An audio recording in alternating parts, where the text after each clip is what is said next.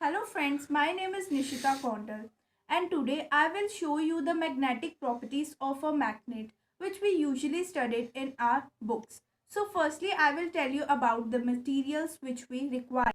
We need some chopsticks, an iron nail, neodymium magnet which is also known as rare earth magnet, a box of matchsticks, a broken magnet, tape, some coins, candle, a tray, two empty bottles of perfumes. You can also use cans, scissors and CRT monitor.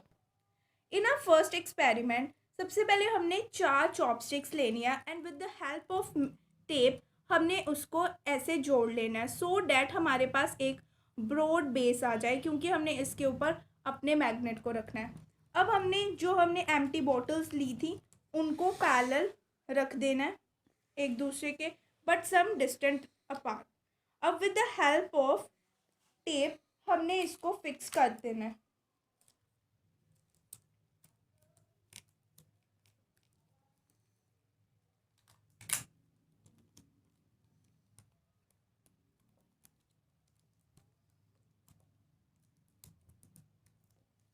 ये bottles parallel होनी चाहिए because हमने यहाँ पे coin को इसके रखना है.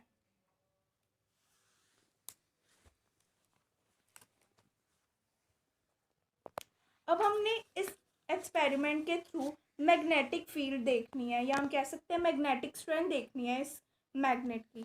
तो हम वन बाय वन इसके नीचे कॉइन्स लगाते जाएंगे. तो जितने नंबर ऑफ कॉइन्स इसके साथ लगेंगे हमें पता लग जाएगा कि इसकी जो मैग्नेटिक फील्ड या हम कह सकते हैं मैग्नेटिक स्ट्रेंथ कितनी है.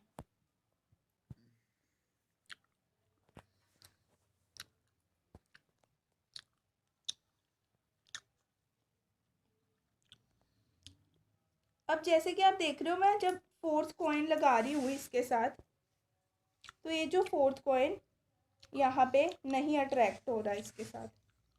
इट मीन्स इसकी जो मैग्नेटिक फील्ड है वो बस इतने एरिया तक ही है. मतलब ये तीन कॉइन को ही अपनी तरफ अट्रैक्ट कर सकता है. So this is the magnetic strength of this neodymium magnet. But जैसे जैसे हम इस मैग्नेट की थिकनेस बढ़ाएंगे या फिर एरिया बढ़ाएंगे तो इसकी जो मैग्नेटिक स्ट्रेंथ है वो बढ़ती जाएगी और ज़्यादा नंबर ऑफ कॉइन्स इसके साथ अट्रैक्ट होते जाएंगे एंड फिक्स्ड हो जाएंगे.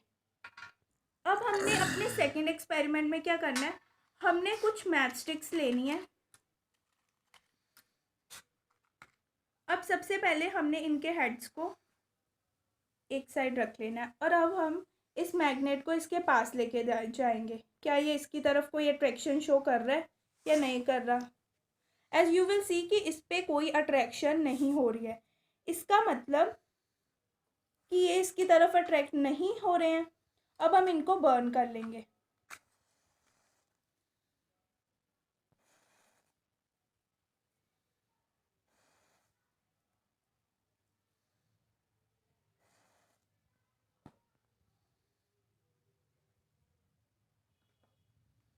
अब हमने इसको बर्न कर लिया. लेट इट कूल डाउन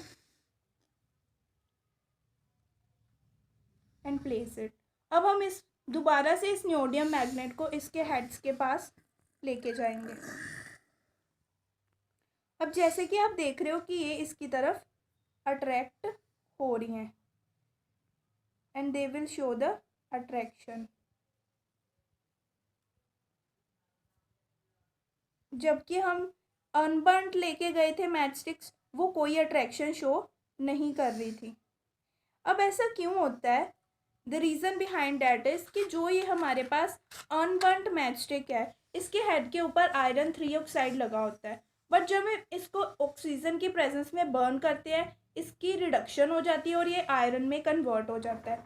तो ये आयरन है इसके ऊपर लगा हुआ है आयरन में रिड्यूस हो गया है. That's why it show attraction with the magnet.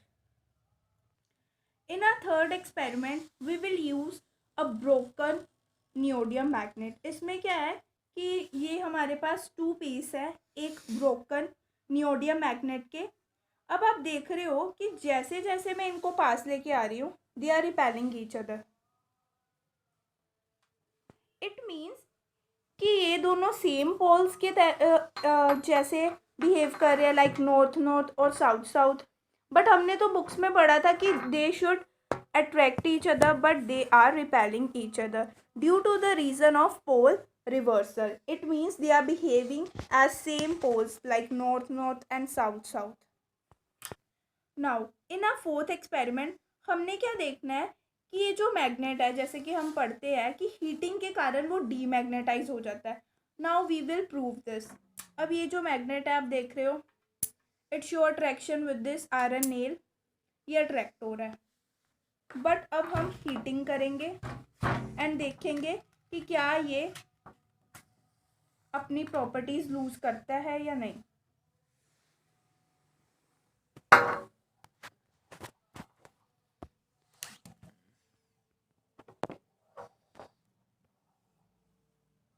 अब हम इसकी हीटिंग कर रहे हैं. जैसे कि हमने बुक्स में पढ़ा है कि हीटिंग के कारण टेम्परेचर बढ़ता है और हर एक मैग्नेट का हमें पता है क्यूरी टेम्परेचर होता है, वो टेम्परेचर जिसके ऊपर वो अपनी सारी प्रॉपर्टीज़ लूज़ कर देता है. अब जैसे अब हम इसे हीट कर रहे हैं तो ये धीरे धीरे अपनी प्रॉपर्टीज़ लूज़ करता जाएगा एंड डेफिनेटली ये नीचे गिर जाएगा. जैसे कि आप देख रहे हो ये धीरे धीरे अपनी प्रॉपर्टीज़ लूज़ कर रहा है. हर एक मैग्नेट का अपना क्यूरी टेम्परेचर होता है, इसका भी कोई अपना क्यूरी टेम्परेचर है.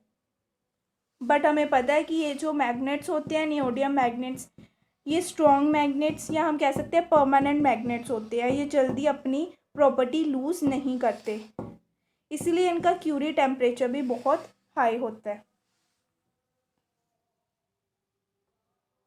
Due to this heating process it will get demagnetized and ultimately loses its properties. जैसे कि आप देख रहे हो ये धीरे धीरे अपनी प्रॉपर्टी लूज कर रहा है एंड इसकी जो अट्रैक्शन थी नेल के साथ वो कम होती जा रही है.